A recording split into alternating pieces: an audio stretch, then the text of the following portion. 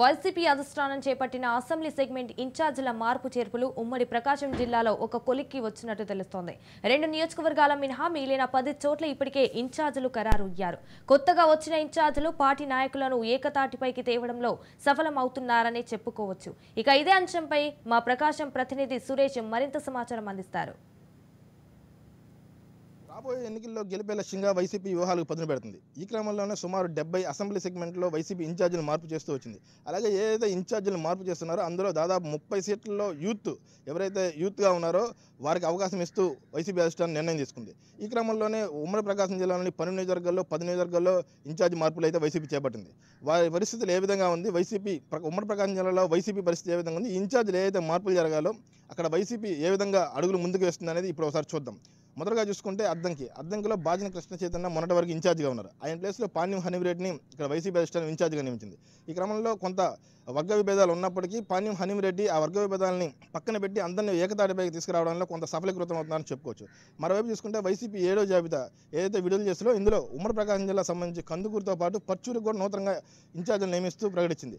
అయితే ఈ పర్చూరుకి మొన్నటి వరకు ఆమంచి కృష్ణమోహన్ మాజీ ఎమ్మెల్యే ఆమంచి కృష్ణమోహన్ ఇన్ఛార్జిగా ఉన్నప్పటికీ ఆయన ప్లేస్లో ఎరంబాలాజీ అంటే 2014లో చీరాల వైసీపీ నుండి పోటీ చేసి ఓటమి పాలైన ఎరంబాలాజీని ఇక్కడ వైసీపీ ఇన్ఛార్జిగా నియమించిన పరిస్థితి ఉంది. ఈయన కూడా కార్యకర్తలతో ఇప్పటికే సమావేశాలు నిర్వహిస్తూ అందరూ తనకు మద్దతు ఇవ్వాలని చెప్పి సపోర్ట్ చేయాలని చెప్తున్న పరిస్థితి ఉంది.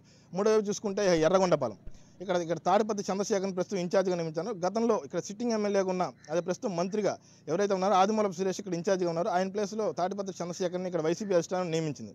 ఈయన కూడా ఇప్పటికే ప్రజల్లోకి వెళ్తూ ఆల్రెడీ వైసీపీ కార్యకర్తలందరినీ ఏకతాటిపైకి తీసుకొచ్చి అట్లాగే కొన్ని సేవా కార్యక్రమాలు కూడా ఎర్రగొండపాలెంలో చేస్తున్న పరిస్థితి ఉంది. కందుకూరులో మొన్నటి వరకు ఇప్పుడు సిట్టింగ్ ఎమ్మెల్యే ఎవరైతే ఉన్నారో మైదరెడ్డి ఉండేవారు.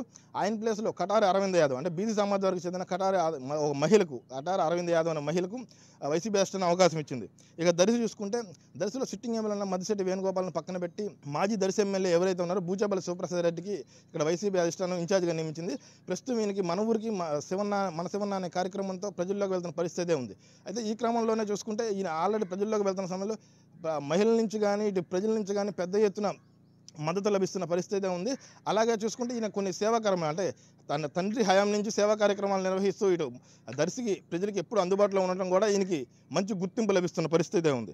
చూసుకుంటే గిద్దలూరు కానీ మార్కాపురం కానీ సిట్టింగ్ ఎమ్మెల్యేని అక్కడ సిట్టింగ్ ఎమ్మెల్యే ఇక్కడికి షిఫ్ట్ చేసిన పరిస్థితి ఉంది. అంటే గిద్దలూరు సిట్టింగ్ ఎమ్మెల్యే అన్నారాంబాబుని మార్కాపురం సిట్టింగ్ ఎమ్మెల్యే కుందూరు నాగార్జున రెడ్డిని గిద్దలూరుకి పంపించడం అయితే వైసీపీ చేసింది. ఇక్కడ ఇద్దరు ఇన్ఛార్జీలు ఎవరైతే ఉన్నారో వాళ్ళ వర్గాల సహకారంతో ఇక్కడ విజయవంతంగా ముందుకి అంటే ప్రజల్లోకి వెళ్ళడంలో కొంత సఫలీకృతం అవుతుందని చెప్పుకోవచ్చు. ఈ ఎస్ఎన్పాడు చూసుకుంటే ఇక్కడ టీజీఆర్ సుధాకర్ బాబు సిట్టింగ్ ఎమ్మెల్యేగా ఉన్నారో అయితే ఈయన్ని పక్కన పెట్టిన వైసీపీ అధిష్టానం ఇటు ఎవరైతే వేమూరు నుంచి ప్రాతినిధ్యం వహిస్తున్నారో మంత్రి మేరుగు నాగార్జునకి ఇక్కడ అవకాశం ఇచ్చింది.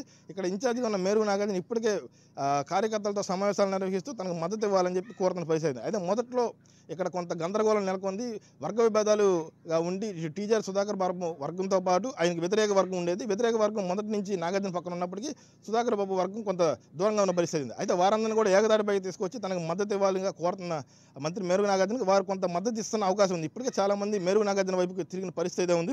ఇక చూసుకుంటే కొండేపి ఇక్కడ వరకుడు అశోక్ బాబు ఇన్ఛార్జిగా ఉన్న పరిస్థితి ఉంది. ఆయన్ని మార్చి ఎవరైతే మంత్రిగా ఉన్నారో ఎర్రగొండపాలెం సిట్టింగ్ ఎమ్మెల్యేగా మంత్రిగా ఉన్నారో ఆదిమూలపు సురేష్ని ఇక్కడ ఇన్ఛార్జిగా నియమించింది వైసీపీ అధిష్టానం. ఈయన ఇప్పటికే ఆల్రెడీ అన్ని సమావేశాలు నిర్వహిస్తున్నారు.